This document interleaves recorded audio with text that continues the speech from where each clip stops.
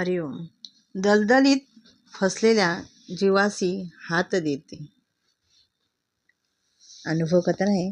कालंदी सिंह सिनकर, पुणे. ते असं का म्हणाले ते आपण ऐकूयात. फोनवर बोलता बोलता नकळत दलदलीत भागात शिरलेला हा हळूहळू छातीपर्यंत खाली गेला. ह्या श्रद्धावानाचा मुलगा अतिशय आश्चर्यचकित वाचतो. त्याच्या गळ्यात बापूंचे लॉकेट होते. जेव्हा तो मुलगा छातीपर्यंत खाली गेला तेव्हा त्याच्या गळ्यातल्या लॉकेटाचा दलदलीत चिखलात स्पर्श झाला. आणि आता आपण त्यांचा अनुभव ऐकूयात. ते म्हणतात, हरिओम. मी सन 2005 पासून सद्गुरू अनिरुद्ध बापूंच्या सेवाभक्तींच्या अनेक उपक्रमात कार्य करत आहे. तेव्हापासून बापूंचे अनेक अनुभव आले. आज मी हा माझा मोठा मुलगा सागर सिंह सिनकर ह्याला आलेला बापूंच्या कृपेने अनुभव सांगणार आहे. सागर सिंह हे AME शिक्षणासाठी पुण्यात एका कॉलेजमध्ये प्रवेश घेतला.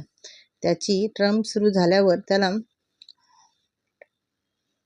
काही वस्तू पाठवायच्या होत्या. मी एका ट्रॅव्हलच्या मार्फत त्या वस्तू त्याला पाठवल्या. पण चालकाने त्याला एका स्पॉट सांगितला व त्या जागेवर येऊन आपले सामान घेऊन जाण्यास सांगितले.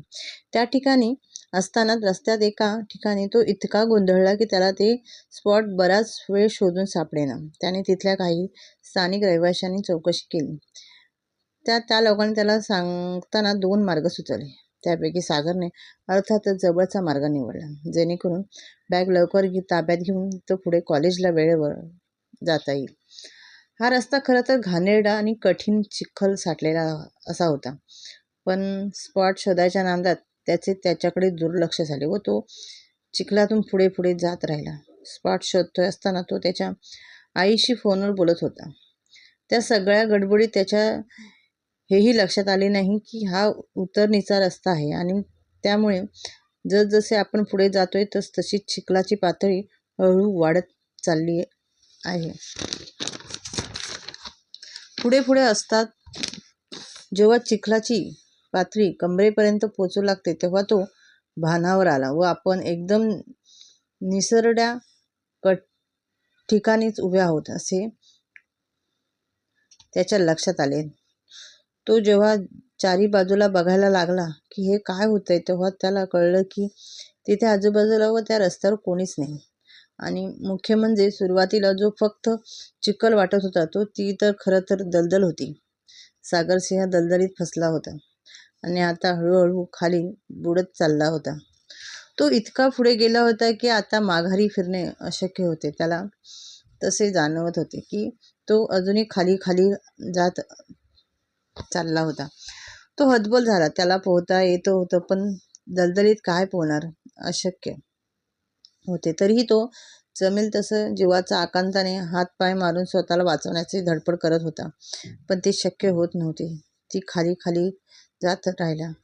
आपण श्रद्धावानांच्या मनात हा दृढ विश्वास नेहमीच असतो की आपण जगाच्या पाठीवर कुठेही असलो, अगदी एकटं असलो, बाकी कोणी नसलं बरोबर, तरी बापू सदैव आपला साथ करतात.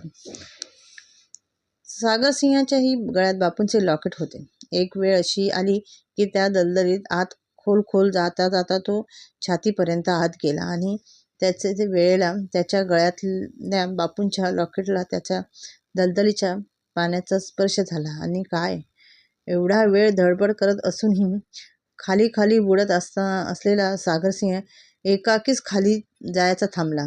आणि काही वेळातच त्याला असे जाणवले की त्याला कोणीतरी अलगद हाताने बाहेर काढले होते आणि तो दलदलीतून बाहेर येऊन रस्त्यावर उभा आहे. मृत्यू इतक्या जवळून अनुभवायचे तो चांगलाच हादरला होता.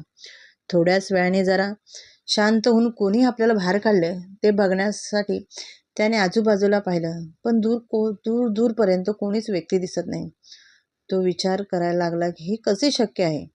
ती व्यक्ती इतक्या भरकन कुठे गेली असेल. ती दिसेनाशीच झाली.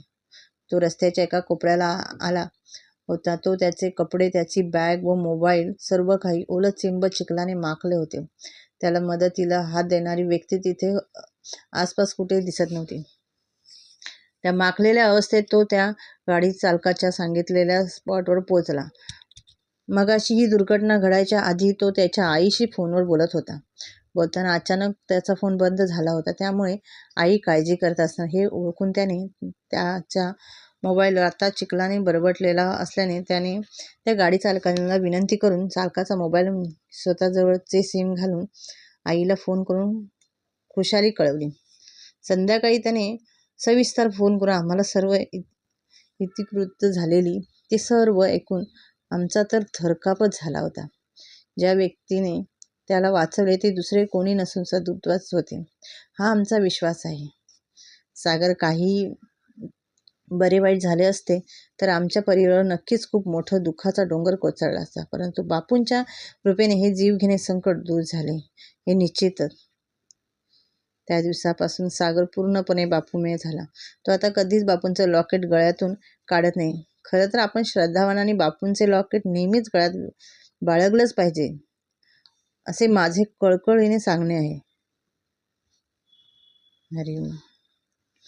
असाच मला आलेला एक अनुभव मी आत्ता सांगतो. मी अनिरुद्ध अकॅडमी ऑफ डिझास्टर मॅनेजमेंटमधून ADMचे प्रशिक्षण घेतले होते.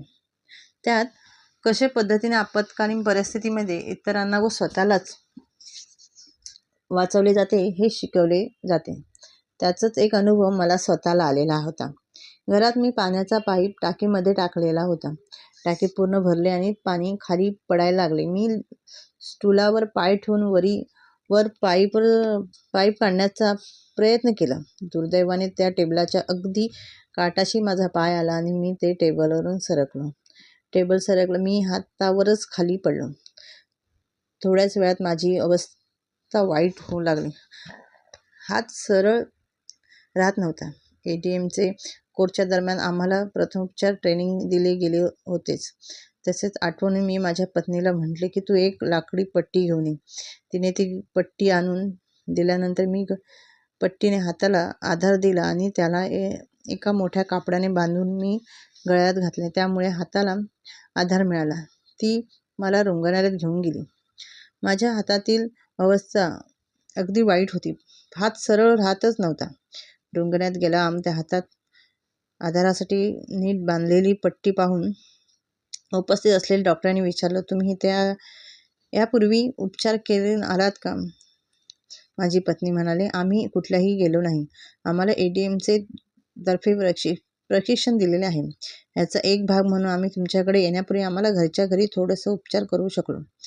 मी तसे केले नसते तर कदाचित आतील हाताच्या नसा कायमच्या निकामी झाल्या असत्या, असे डॉक्टर मला म्हणाले. पुढे उपचारासाठी माझा हात बरा झाला, पण माझा ठाम विश्वास आहे की बापूंनीच माझा हात वाचवला. सद्गुरुराया, तुझ्या चरणाशी कोटी कोटी प्रणाम. हरिओम. श्रीराम अंबज्ञान नाथ सविता नाथ सविता नाथ सविता.